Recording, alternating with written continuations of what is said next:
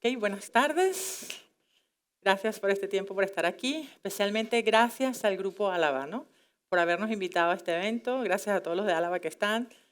Y en esta tarde, pues vamos a hacer una presentación sobre las operaciones inteligentes y cómo Da Vinci y la inteligencia artificial multiplican exponencialmente el potencial de su empresa. Vamos, qué título más largo, pero al final la idea es que a través de estas soluciones vamos a ver cómo podemos mejorar el retorno a la inversión, explotar las bondades de estas capacidades en cada una de vuestras empresas.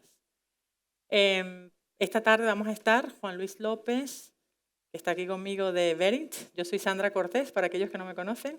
No sé cuántos, todos conocen quién es Verint. ¿Habían escuchado sobre la empresa? Pues algunos yo sé que sí, otros no lo sé. Pero bueno, soy el director comercial de Verint para el sur de Europa. Trabajamos en España, Italia, Portugal.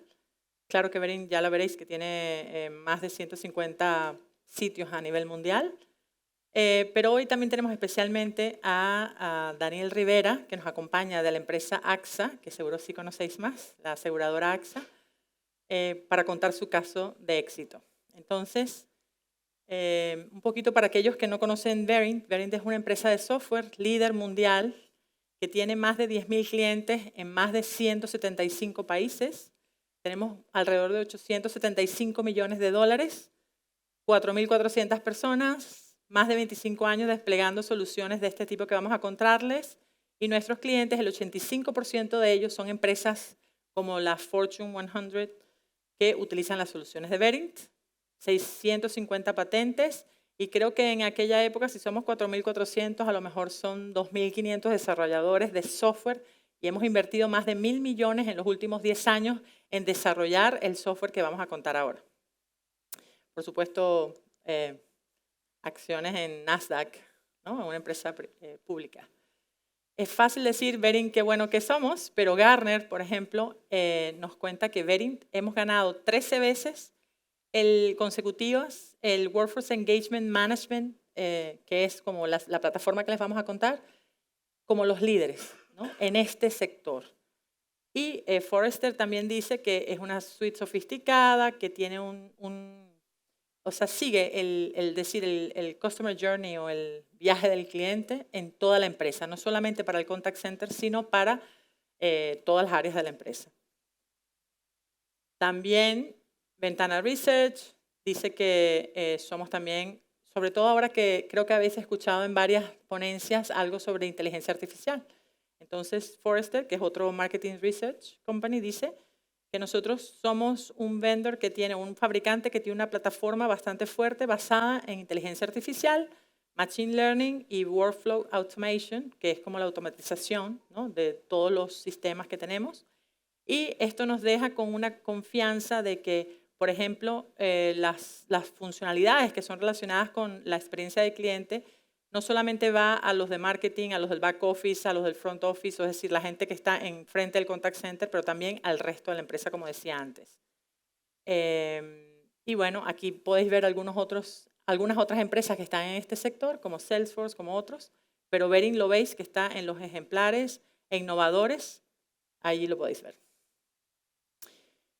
En empresas icónicas ya estamos trabajando. O sea, a lo mejor vosotros no habéis escuchado de Verint, pero tenemos empresas a nivel mundial como, bueno, Sage también está aquí en España, L'Oreal, Google. Por ejemplo, la explicación que va a dar Daniel luego de AXA es el mismo sistema que está utilizando Google a nivel mundial para, creo que son 70.000 personas, ¿no? Pero estos sistemas pueden ser desde 100 personas hasta 70.000, 100.000, o sea, no hay límites, ¿no? Solamente capacidad en los que quieran en la nube, en Amazon o lo que sea, o el Azure, ¿no? También los tenemos. Ahora, en España, para los que estamos aquí, perdón, estos son algunos de los clientes que tenemos en España. O sea, Telefónica, Vodafone, Orange, de los que conocéis. AXA, como le decía antes a Daniel, que el Direct Insurance, o sea, la seguro directo, bueno, siempre les van cambiando el nombre a todos los de AXA, AXATEC, que tenemos soluciones en ellos. Banco Sabadell, como veis, es una solución, diferentes soluciones en estas diferentes empresas. Y muy rápidamente decimos que muchas empresas confían en Verint. Con Álava tenemos más de 10 años trabajando, no sé, 12 años, por ahí 10. Porque Álava, bueno, estamos súper contentos de trabajar con ellos y ya tenemos 10 años en el mercado trabajando con ellos. Y a nivel mundial, de las empresas de seguros, 9 de las 10 más importantes usan Bearing, 7 de los mayoristas, 10 de los 10 bancos, 8 del sector salud, 8 de energía. Sé que este evento ha tenido como mucha gente de energía, de robótica, de innovación, o sea, otros sectores, pero que todas estas soluciones se pueden aplicar a los diferentes sectores. Lo que pasa es que mayoritariamente estamos en las telecomunicaciones, en los seguros, en la banca, pero se puede usar también en la industria, en energía, etc. Y, bueno, mirad todo el conjunto de soluciones que tenemos. No es solamente grabación, pero utilizamos toda la información que venga, ya sea por cualquier canal, chat, email. Ahora que se habla de la omnicanalidad o de las diferentes fuentes de información que puedan tener las empresas por donde reciben las interacciones con sus clientes, nosotros podemos hacer, hay 3 tipos de soluciones, una las de experiencia de cliente, otras Workforce Engagement, que están más orientadas hacia Quality, Workforce Management o gestión de la fuerza de trabajo, y el Digital First Engagement más todo el tema de inteligencia artificial, de gestión del conocimiento, Engagement Channels, pero nos podemos pasar aquí tal vez una semana si quisiera contarles todo esto. Por lo tanto, hemos escogido un caso, que es el caso de AXA a nivel de Inglaterra, pero como les digo, en España también hemos trabajado con ellos y en otras partes del mundo. Y Daniel viene desde Inglaterra. A ver, una cosa que van a conocer de Bering es que siempre queremos que aprendáis un poquito de inglés. Esa línea se la he robado a Juan Luis, que siempre dice, Bering siempre les va a enseñar un poquito de inglés. Pero vamos a tener un resumen también en español para aquellos que... cada diapositiva tiene su correspondiente español, ¿no? Por cualquier cosa. Entonces, Daniel, por favor, ven. Daniel, si lo podemos recibir con un aplauso, por favor. Gracias. Daniel, bueno, I let you introduce yourself if you like. Yes, no problem. Hi, yes, so I'm Daniel Rivera. I've been working with AXA for up to nearly 12 years, and I've been in the workforce planning team there for 10 and a half of those years, working with Verint the entire time with their workforce management system. So contrary to my surname, unfortunately, I do not know any Spanish, so please forgive me for being a traditional Englishman and not knowing another language, but we'll give you a good view of what we've got going on here. So just a little background as to who AXA are. So we can trace the AXA group back to a small independent French insurance company all the way back to 1958. We took the AXA name on in 1986. AXA was actually chosen as the name for the company because it's a word that can be spoken easily in every language and people not get confused about how to say it. We have 145,000 employees across 51 different countries with 93 million clients.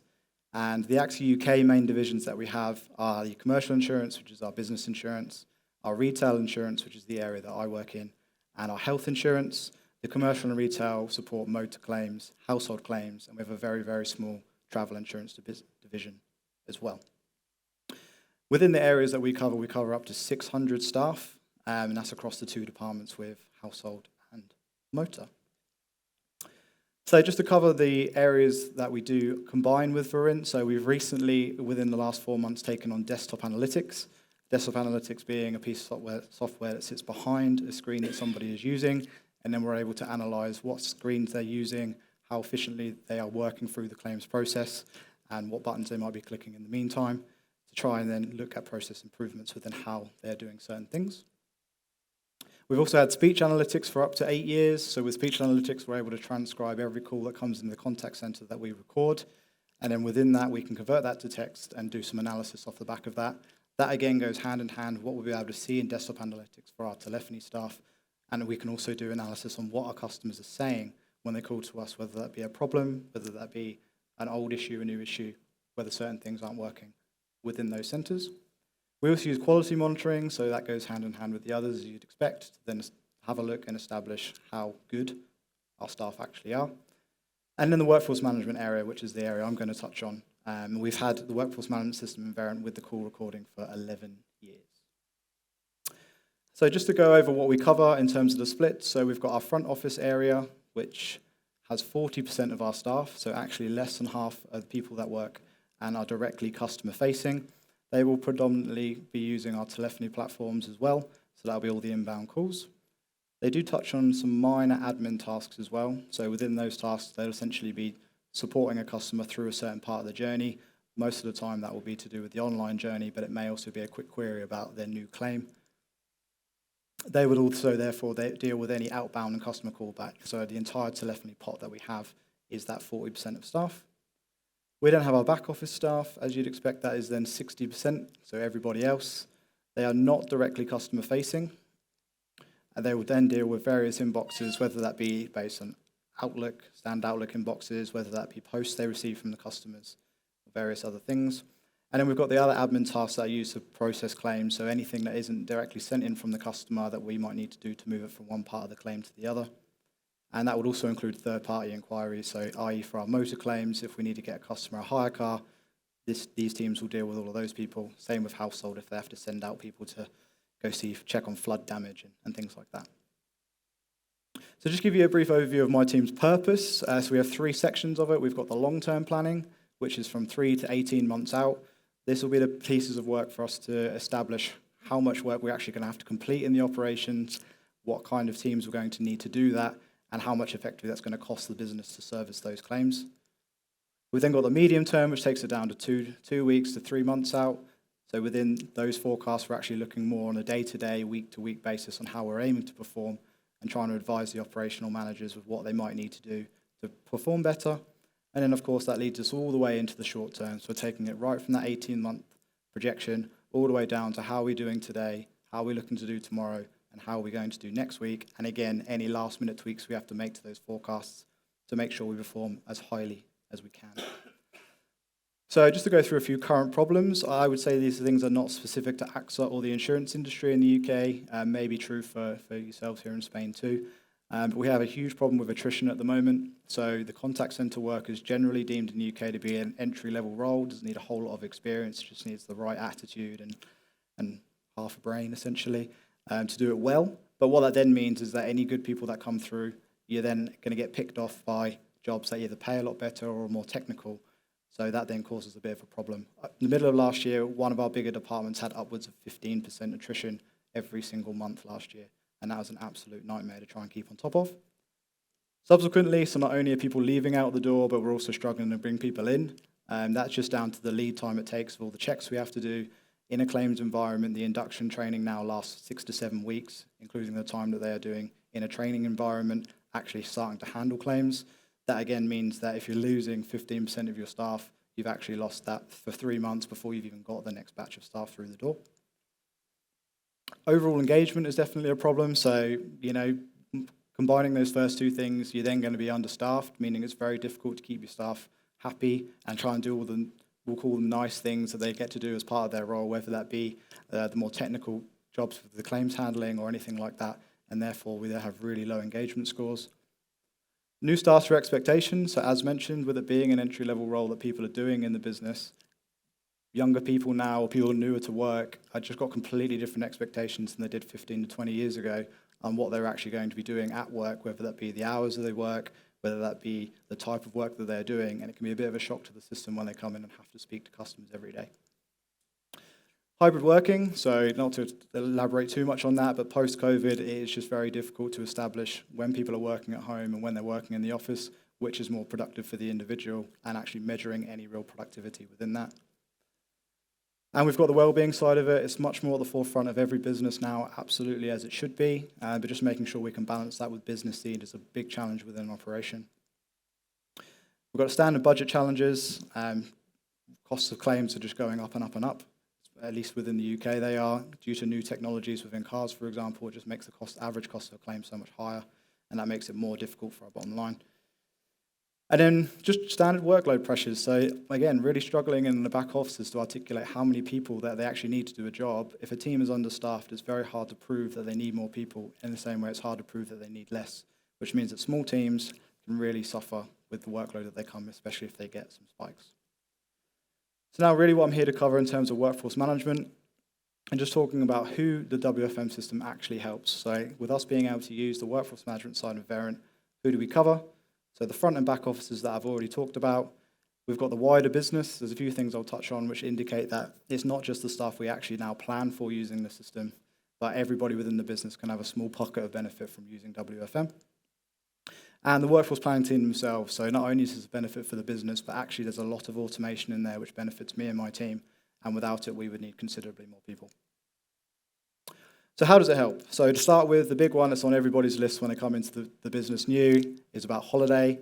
So we're able to just go ahead and establish an automated way of handlers and people within the business looking into the system, seeing what holidays are available, requesting a day, and then booking it off immediately.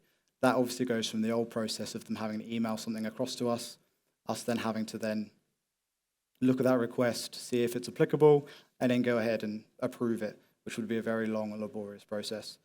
What it also allows in our smaller teams is that we can take all those old Excel spreadsheets that people manage their holiday through alongside their HR system, and we can just get rid of them. And that might not sound like such a big win, but to us that really is, because it then means that we've got much better visibility of where everybody is.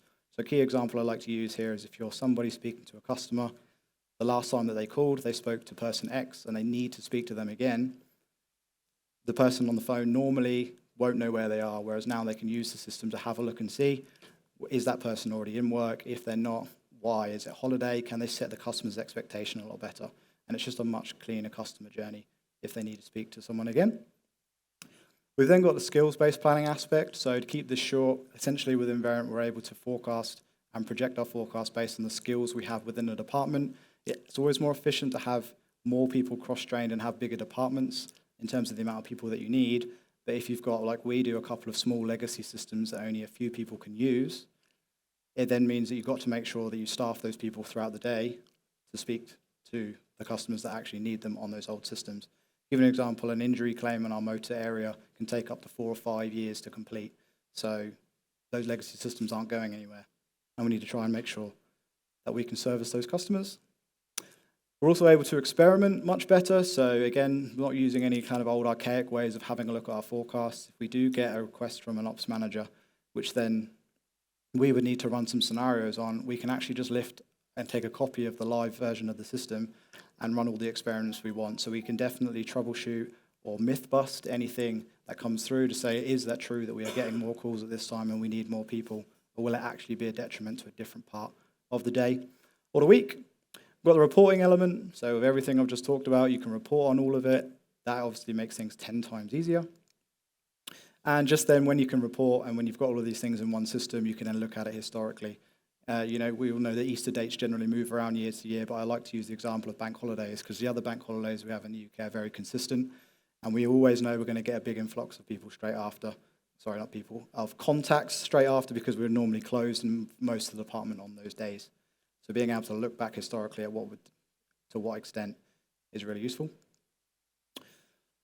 What are the benefits of all of this? Well, in terms of our shift planning, we're able to really try and help some of those engagement scores because we're able to have a look and see if we want everything to be planned by teams, that they see their team.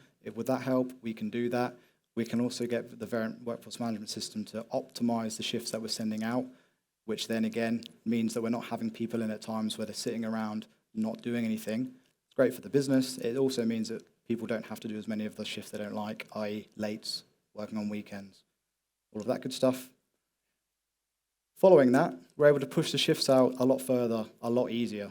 So, we aim to get 12 to 16 weeks out in terms of the shifts. It probably ends up being more like 8 to 12, but it just creates a much better work-life balance for our staff because they're able to have a look and see what they're doing and plan around any weekends or lates or days off that they might have without having to guess or figure it out for themselves. I've touched on the reporting element already as well, but one thing this really helps us with is creating our packs or our presentations for our meetings.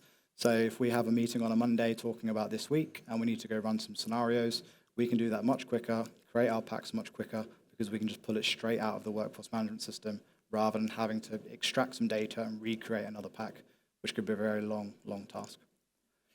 The last one, which kind of gets forgotten, is about the supervisors themselves. If they're not having to plan people's shifts, if they're not having to check where people are or book their holidays in, they get a bunch of time back. So we did a survey about a year ago which established that not having to do this in the teams we implemented WFM, it saved about 25% of their time a week, which, a quarter of the time where they're not even talking to their people, they're just doing really boring admin tasks.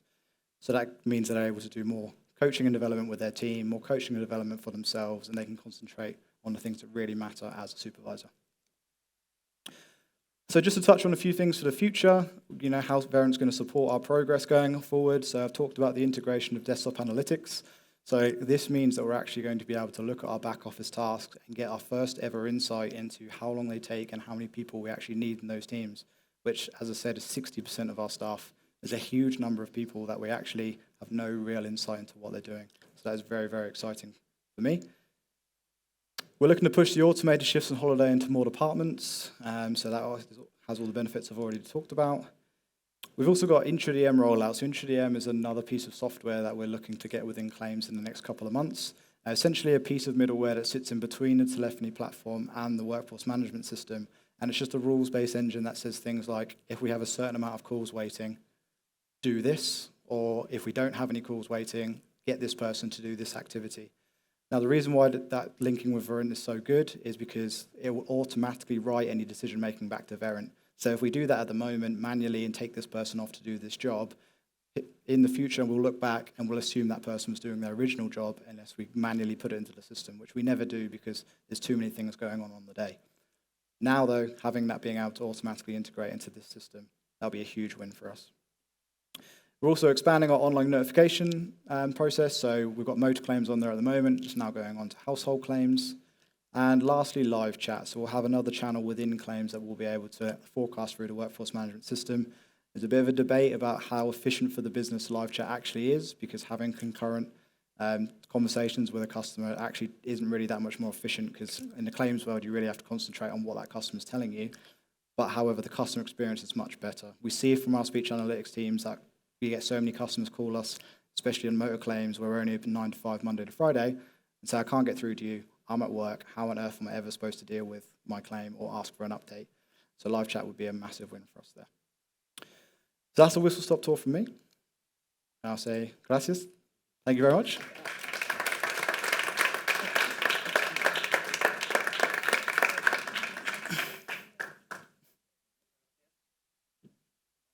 Thank you, Daniel.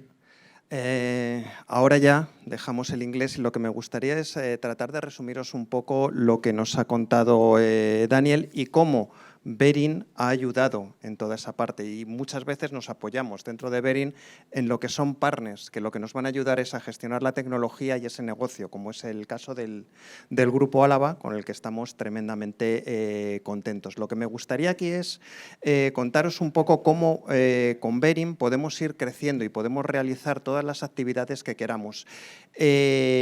AXA empezó realizando actividades de calidad, evaluando esos agentes, cómo se comportan, cómo utilizan las aplicaciones, y decidió pasar a la misma vez a utilizar Speech Analytics, como de una manera más automatizada vamos a poder saber lo que nos están diciendo nuestros clientes.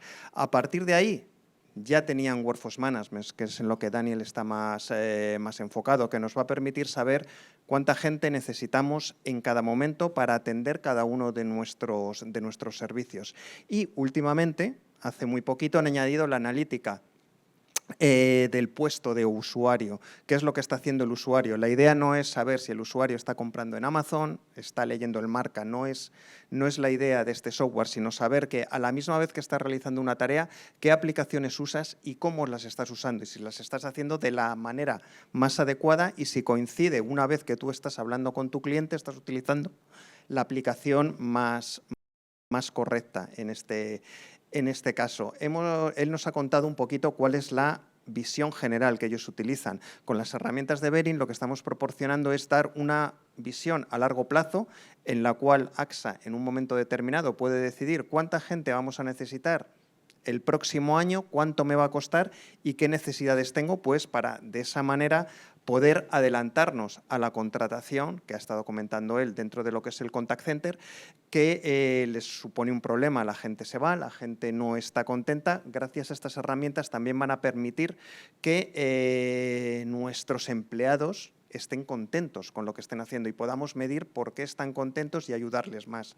Vamos a tener la planificación, pues, a medio plazo, esta planificación que tenemos ya entre 2 semanas y 3 meses, que lo que nos va a permitir decirle a la gente, esta es tu planificación, para que sepas qué horarios te tocan trabajar, si te toca trabajar algún día festivo o fin de semana, para que puedas planificarte con la suficiente antelación. Incluso proponemos la posibilidad de utilizar herramientas dentro de Bering que nos permita cambiar esos turnos. Si recordáis una de las slides, una de las diapositivas que nos ha enseñado Daniel, en el que aparece la playa, tenemos la posibilidad de gestionar también esas vacaciones para que su aprobación sea rápida, sea eficaz, sea eficiente y la gente esté pues muchísimo mejor y más contenta. Y luego, a partir de ahí, tenemos la planificación que podemos hacer en el mismo día y cambiar en cualquier momento según sean las necesidades de nuestro negocio.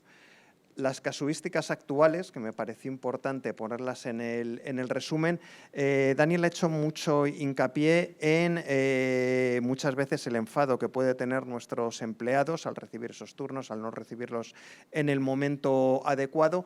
Workforce Management les ha ayudado a evitar eso. Si añadimos, como ya tenían ellos, calidad, speech analytics, y luego DPA nos va a ayudar muchísimo a entender por qué la gente puede utilizar bien o mal sus aplicaciones. Workforce Management nos permite a mejorar el trabajo híbrido, a empezar a planificarlo de la manera más adecuada posible. Y con las herramientas de Bering, una de las cosas que es importante es que nos va a permitir hacer mucho más con el mismo presupuesto que ya tenemos. La idea final que teníamos es que Bering nos va a seguir ayudando en todas las iniciativas que nosotros tengamos.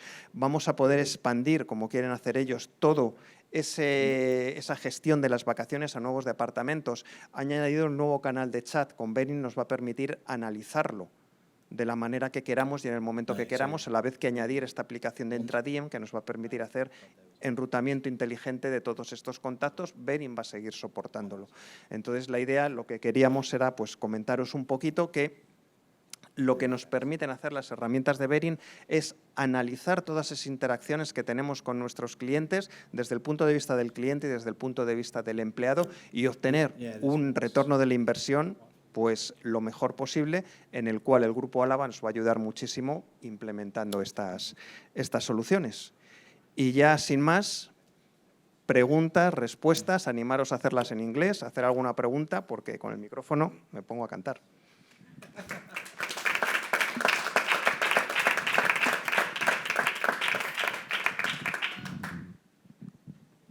Que me pongo a cantar. No. Perfecto. Pues muchísimas gracias a todos. Y pues nada, nos queda ya poco.